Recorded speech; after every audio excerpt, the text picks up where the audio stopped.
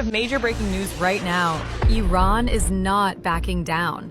Just hours ago, Iran's supreme leader warned Americans to expect greater damage and heavier blows than ever before.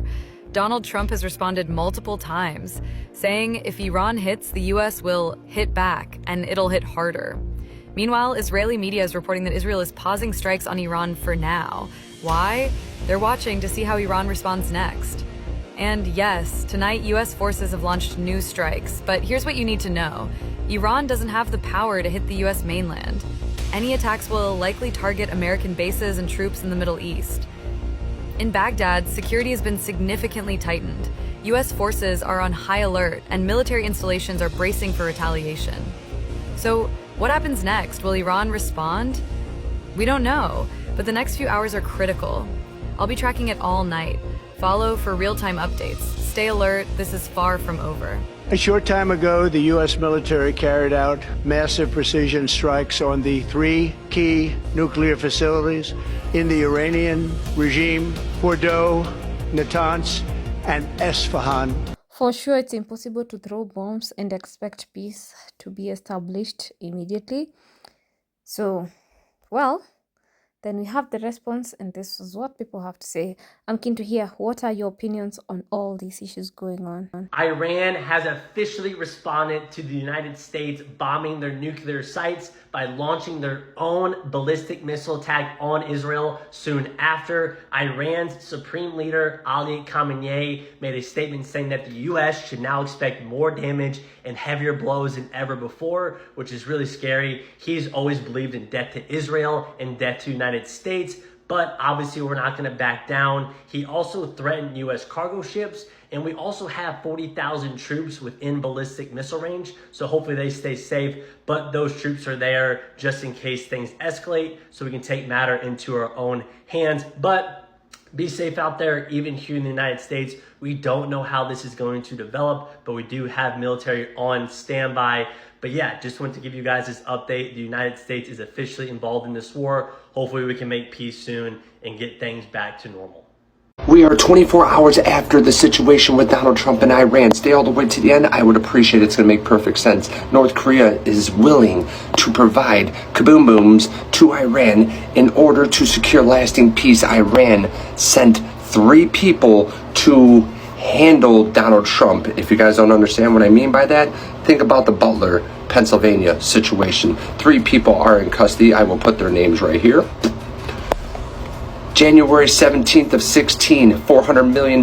January 22nd of 16, $1.3 billion. February 5th of 16, $10 million that Barack gave Iran. That is $1.7 billion on top of Biden with the $16 billion. They just wanted to keep Iran right where they are so nothing like this occurred.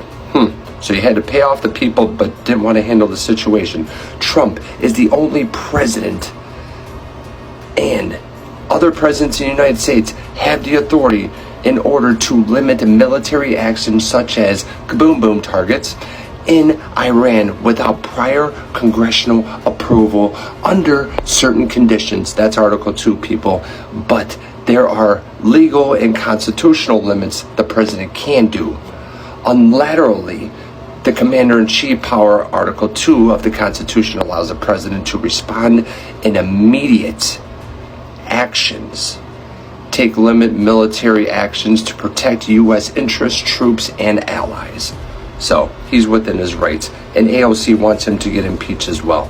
So if you agree Donald Trump did right by the United States and the American people, and the military did a great job, smash the heart, leave a comment, drop a follow, FYP, share, repost, stay blessed. More news coming soon. When a new crisis hits, the first causality is clarity, and right now everyone is flooding the zone with their takes about American strikes against Iran. Let's pause for a second and establish a couple of facts before picking a side. First, it needs to be recognized that Donald Trump started more wars within the first couple of months of his presidency than Biden within the 4 years. Second, it's nonsensical to be supporting Iran just because you hate Israel. Iran is not a good actor. Iran sponsors terroristic organizations. Iran supplies weapons to Russia, terrorizes Ukrainian civilians. Indeed, their rhetoric is very anti-American. The regime is absolutely terrifying internally as well. Iranian women have suffered tremendously under this regime. But at the same time, these strikes might alienate the Iranian population against the West and make this regime stronger. But also, it in no way implies that these strikes were justified, because it wasn't a preemptive strike. In my mind, it was preemptive strike, because we still don't have enough evidence to prove that Iran was literally on the edge of developing those weapons. We are not in World War III, and we are likely not going to be in the nearest future. To be in World War III, big powers that hold nuclear will need to get involved. Russia, China, Pakistan, that holds nuclear weapons illegally. That's not going to happen because Russia is already overstretched militarily against a tiny country of Ukraine. China prefers gray zone strategies instead of open war, and it's unlikely to go into war because of Iran. Iran will probably develop nuclear weapons. A lot of experts say right now that the strikes against Iran did more damage to the United States geopolitical strategy than benefit, because supposedly bombing the Iranian sites made it harder for the United States to determine what nuclear is left in Iran.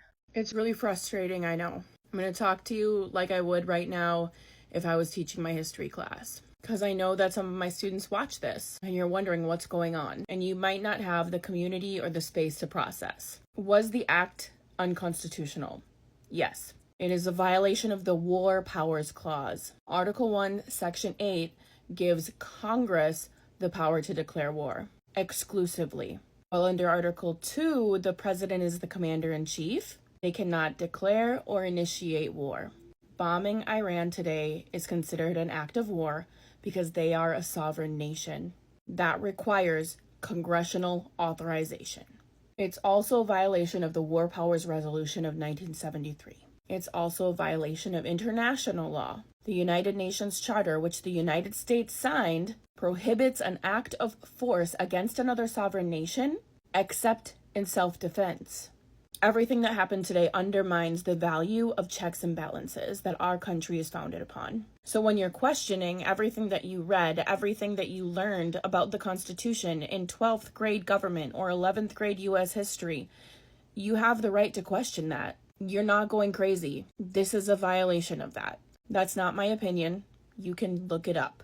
It's expressly written right there on parchment in the Constitution. So what do you do now? You're probably worried. It's justifiable to be a little bit scared, nervous, anxious, apprehensive. Get mad. Feel your feelings. Feel your confusion. Voice it. But please, for the love of God, do not doom scroll. When you're watching all this news that's going to come out and that's going to bombard you, remember, their job is not just to inform, it's also to sell papers. It's to sell the news. It's to make people listen to their content. So when you're watching, think, is this information helping me be informed and helping me understand, or is it just making me anxious? Especially right now when everybody's going to be emotional. Everybody's going to be like, oh my gosh, did you hear what happened? Just that language and tonal usage alone can disrupt your nervous system. It can make you feel like you're losing control, like you're out of control, because it feels like the world around you is losing control. So what can you control? Stay informed, but focus on what you can control so that you can be productive. Dysregulated humans got us into this mess. We don't need more dysregulated humans. If you're confused, you're scared, you need to vent, talk to somebody safe. Who is safe in your life? Maybe it's somebody even on this app. I'll talk to you. Send me a message. I know it's summer, but we don't always have all of our community when we're out of our routine. So we need to rely on other connections. Don't go by everything you see on this app. Always double check. Listen to tonal usage. Okay, I heard Aaron Parnas say this. Let me look at 4 other news sources and see what it says. Use it as a springboard, not as gospel truth. And then turn your fear into fuel. What can you control? How are these emotions that you're feeling right now? How can they be used to make a difference? Make art, dance, organize, meditate, take a grounding walk, a rainbow walk, make a blog, make videos, make a vlog, share your feelings, journal, and then remember that you're not alone. The world feels very heavy right now, and it's heavy because you care deeply. And that means that you're connected to humanity, and that is a good thing. The Trump administration and Republican surrogates are all over the Sunday news programs talking about how we're not at war with Iran, we're just at war with their nuclear program. Those are words actually spoken by Vice President J.D. Vance. But what Republicans and those that support the actions that took place yesterday against Iran do not understand is you don't have a choice. You bombed a sovereign nation that had done nothing to you, and now you're claiming we're not at war with them. Guess what? The Iranian foreign ministers have already said we're at war with the United States. The Iranian parliament has already voted to close the Straits of Hormuz, where 20 to 30% of the world's oil goes through. The supreme leader will have the final say in that, and soon we'll have a statement from the supreme leader, which will also declare this an act of war. So, while there's people at home cheering this was a good thing, and I agree, the Iranian regime should not have a nuclear weapon. This is a big deal. This is the richest, most advanced, ally-friendly country that we have ever attacked. Every country we have ever attacked since World War I on has been in response to our allies or in a defensive posture. And in this case, we were the aggressor for no reason. All of the intelligence outside of what Israel provided and made up in Donald Trump's head pointed to them having no way or even desire to enrich uranium to a level they needed to make a nuclear weapon. And yet, just like in 2003 when we attacked Iraq, we are now attacking Iran for no reason whatsoever. And whether Republicans want to say this is not an act of war, we're not at war with Iran, the Iranian people and the Iranian government have declared war on the United States.